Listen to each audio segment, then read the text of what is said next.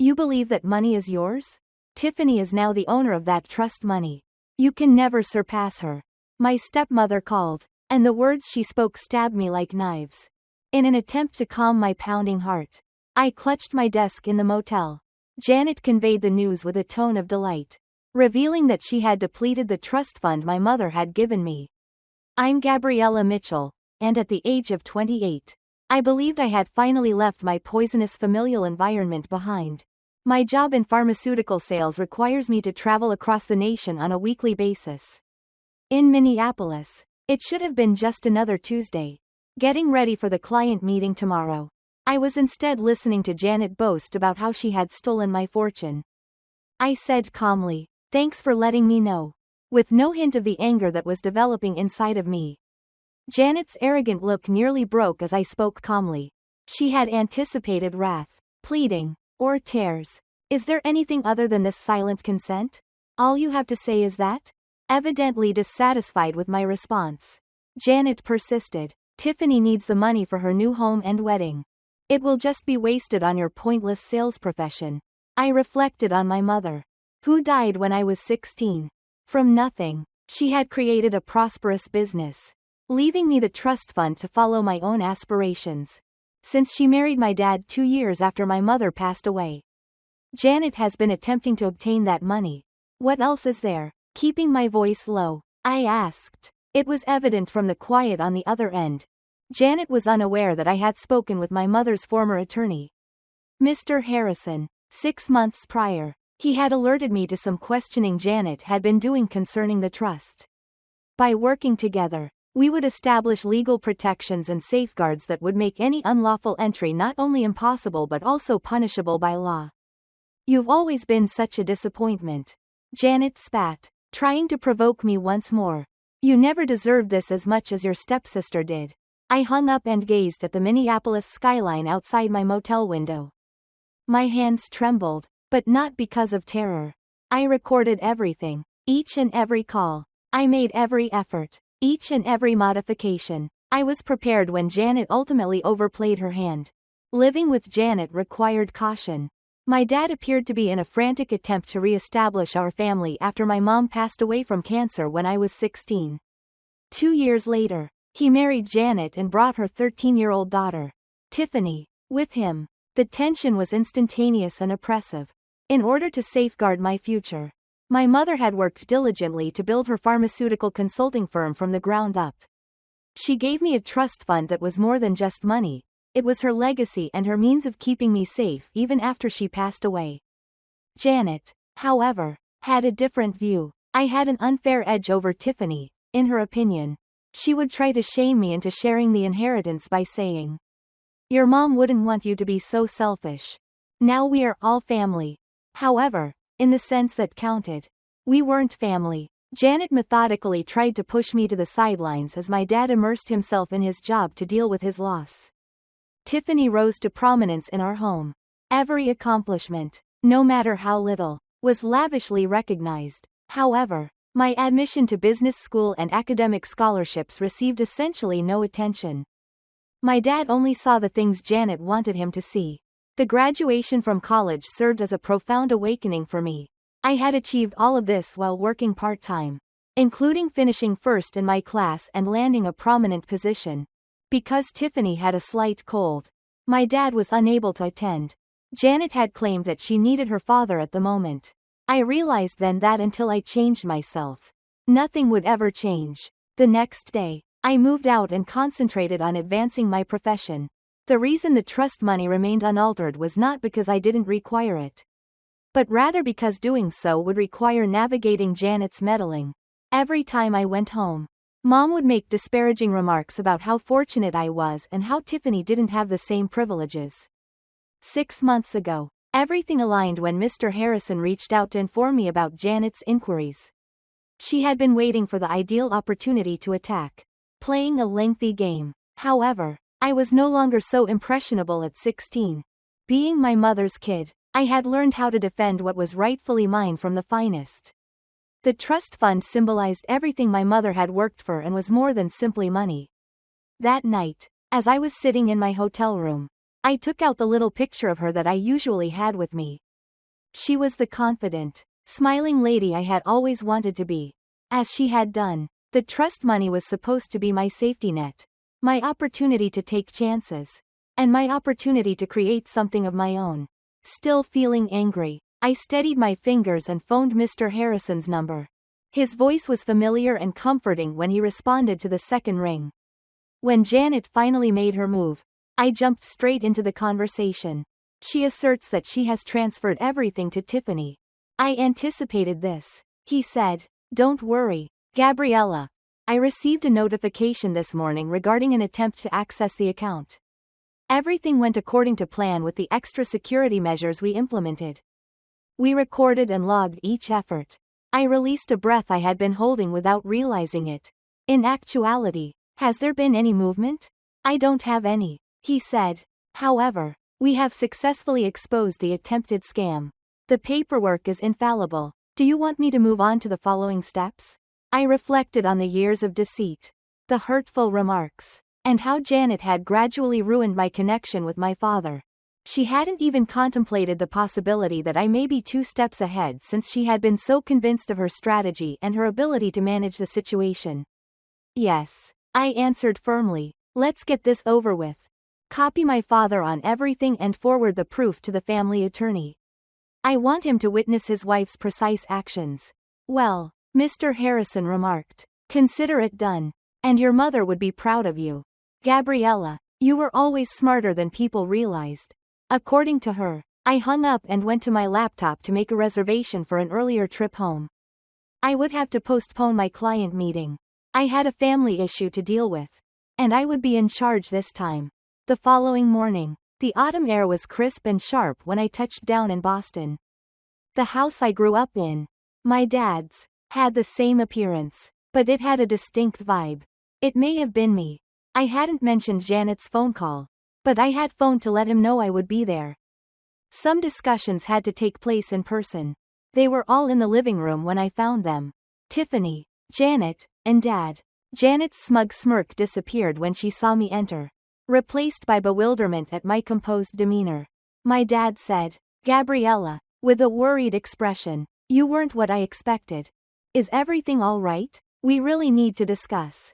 Dad, I took out the paperwork that Mr. Harrison had forwarded to me along with my phone. Janet contacted me yesterday to inform me that she had handed Tiffany everything and depleted my trust money. I felt you ought to witness the entire event. Janet's expression turned pallid. All I wanted to do was assist Tiffany. Don't. I had a steely voice. We recorded all your attempts to log into the account. Every single call is recorded. Every instance of a forged signature occurs. This includes each and every modification. Everything is here. I gave the file to my father.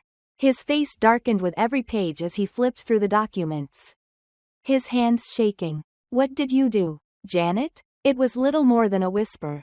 She's telling lies. Red-faced, Tiffany leapt in. I've always made her jealous. I took out another piece of paper. The document I was referring to was the complete trust fund statement. The funds remain undamaged and secure. I was alerted about Janet's intentions months in advance, so her attempts to transfer it were unsuccessful. I was cautious. Precautions? Janet spit. You set me up. No, I said coolly. As my mother had taught me.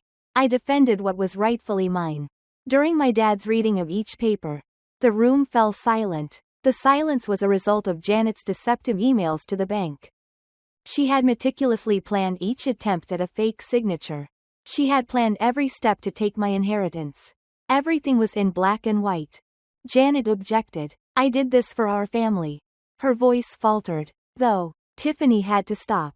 My father's voice broke. Janet, just stop. These records. You made an attempt to falsify my signature. You told the bank a falsehood. He gazed up at me, his eyes brimming with an agony I hadn't witnessed since my mother passed away. Gabriella, I didn't know. Of course you didn't, I said. That was ensured by Janet. Everything was arranged chronologically by Mr. Harrison, demonstrating the years-long efforts Janet made to sabotage my relationship with my father in order to obtain my trust fund. The most recent records documented her unsuccessful effort to transfer the funds and her ensuing irate phone calls to the bank. This is absurd, said Tiffany, leaping to her feet. Her cheeks flushed. Mom was only attempting to be fair. Everything has always been provided to Gabriella. I felt a mixture of fury and sympathy as I turned to my stepsister. Given to me? I never touched that trust fund as I worked my way through college and started my profession from scratch. Mom wanted me to have choices. Just like she did, so she left it to me. Janet, however, couldn't tolerate it, could she? At last, Janet lost her cool. I cut her off. You ungrateful little. I've already filed charges. All of the proof of attempted fraud is with the bank. Everything is being handled by Mr. Harrison. I looked at my father. You deserve to know the truth. And I'm sorry you had to learn it this way. 12 years of distortion weighed heavily on the air. My dad gave Janet a glance that was unflattering. As if he had never seen her before. The events that followed altered everything. My father sprang to his feet. The papers shaking in his hands. I want you to leave the home.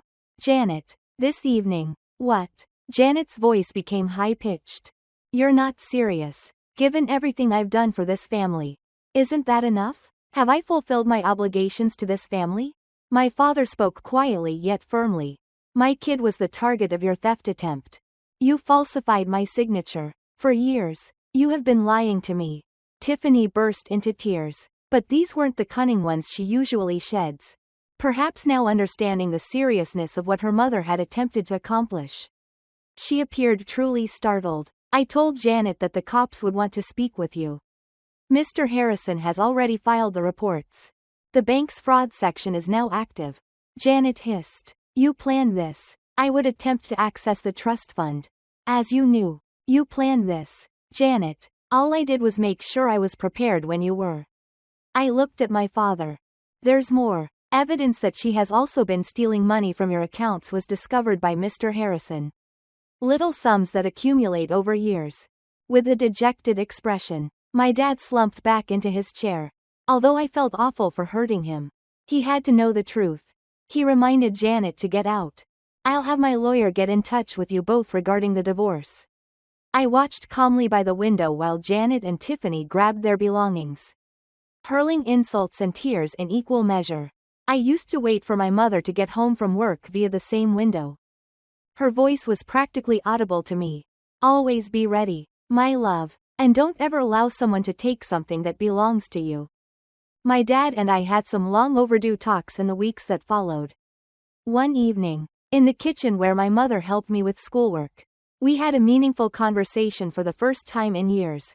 He looked into his coffee cup and murmured, I failed you. I was so preoccupied with avoiding loneliness when your mother passed away that I failed to notice what was unfolding in front of me. I acknowledged that both of us made mistakes. I may have reported Janet's actions to you sooner. But I needed evidence first. I wanted you to witness it firsthand. The court case proceeded swiftly. Janet was accused of financial exploitation and attempted fraud. The evidence was overwhelming. Despite her attempts to portray herself as a victim and say she was only attempting to level the playing field between Tiffany and me. The bank documented years of deliberate attempts to obtain my trust fund. Tiffany emailed me and said she was unaware of her mother's intentions. Although I wasn't sure if I believed her, I could see that she was having difficulty coming to terms with her own discoveries about her mother's actual character. I apologize, she wrote. It always seemed to me that you had it all. I now realize that your mother was jealous of what she had made for you. Even though she made you seem special. I had always wanted to start my own business consulting firm but had been too cautious to do so until Mr. Harrison helped me do it. As my mother had planned. The trust fund she gave me served as the starting money for my new business. During one of our discussions, Mr. Harrison assured me that your mother would be proud. You always had your father's heart and her business savvy, she remarked. When you were ready, she knew you would do outstanding things. Dad began dropping by my workplace once a week for lunch. We occasionally discussed Mom, reminiscing about things that Janet had kept taboo for so long. At other times, we discussed the future. At long last, he was beginning to resemble the father I knew before Mom became ill. Do you remember your mother's comments about you? One day he inquired. You were like a gem, she remarked. You simply become stronger under pressure. The rhythm of life changed. My consulting business expanded swiftly, drawing in customers who valued my straightforward style and industry expertise. One member of my tiny team, Sarah, was a bright analyst who made me think of my mother. Same motivation and resolve to succeed. A plea agreement concluded Janet's trial. Although she was spared jail time, she was prohibited from working in any financial role and had to make large reparation payments. When I last heard from her, she had gone to live with her sister in Arizona. Tiffany continued to work as a teaching assistant in Boston. We communicated only seldom, often by email. Dad put a lot of effort into mending our relationship. He began telling tales about my mother that he had long suppressed, such as how they first met at a business convention, their early difficulties launching her firm, and the late hours spent strategizing their future. Every narrative restored a small portion of what we had lost. Mom's business diary was discovered one evening when we were going through old pictures in the attic. It contained a letter sent to me a few weeks before her death. I'm leaving you more than just money. Gabriella, my love, I'm letting you make your own decisions. Don't allow anyone to tell you what you deserve or dull your brightness. You underestimate your intelligence and power, and you possess the ability to achieve any goal you set. Have faith in yourself. Yes, I do. Mom, I love you. As I developed my business, those words became my guiding principle. The letter served as a daily reminder of my origins and my destination. So I framed it and placed it in my workplace, in order to assist other families in dealing with loss without losing themselves. My dad began volunteering at a grief counseling center when he retired from his work. He occasionally served as a consultant for my company, contributing years of expertise and a viewpoint that was a wonderful fit with my methodology. 5 years later, I'm still in awe of how much has changed since those events. Like Mom used to do, I now help pharmaceutical businesses simplify their operations through my consulting firm, which has grown to 3 locations. In addition to safeguarding my future, the trust money Mom gave me served as the cornerstone for assisting others in creating theirs. Even though Dad retired last year, he frequently visits the office to provide guidance to our younger staff members. He claims it helps him stay in touch with his mother's heritage, to make up for all the years we lost to Janet's manipulation. We have lunch every Wednesday. Standing up for myself was the toughest lesson I ever learned. Not about money or treachery. Mom made sure I got the resources I needed because she understood that I would have to battle for what was rightfully mine one day. She showed me that being prepared and patient enough to wait for the appropriate opportunity is what truly demonstrates strength, not being rough. I occasionally go to the house where I grew up. Although Dad still resides there, things have changed. All indications of Janet's presence have been removed, including the rearranging of the furniture and the painting of the walls. Last week, I discovered her collection of business books in her former office, which my father had converted into a library. She had written notes about training me to manage the business in the future. Although I never had the opportunity with her, I'm now creating something of my own. Every business decision I make reflects her insight. The trust fund Mother left me was about more than just money. It was about having the confidence to defend what was rightfully mine when others sought to take it away. I learned a vital lesson from Janet's effort to take my inheritance. Being ready is the greatest way to react when someone shows you who they really are. I now appreciate those challenging years because they helped me become a person my mother would be proud of. I have become a person who not only overcomes obstacles but also grows stronger as a result of them. The important memories have been preserved in the rearranged family picture albums. My favorite photo, of my mother and me at her office, laughing over something long forgotten, is on my desk at work. Every day, it serves as a reminder that some individuals work to bring you down, but others help you grow in ways that last a lifetime. My father and I went to my mother's grave together on the anniversary of her death. As we had begun that year, we delivered fresh flowers from her favorite garden. I stood there and showed him the letter I had discovered in her diary, with his hands shaking a little as he clutched the torn paper. He read it quietly. His voice was heavy with sorrow as he added gently, "She was always thinking ahead. She was battling for your life even as she fought for her own." I realized that every action I had done to preserve her legacy, every decision I had made to remain steadfast, And every choice I had made to create something significant was her last gift to me. Dad put a hand on my shoulder and said, "She would be so proud of you. And having you as my daughter makes me incredibly proud." We stood together in silent contemplation.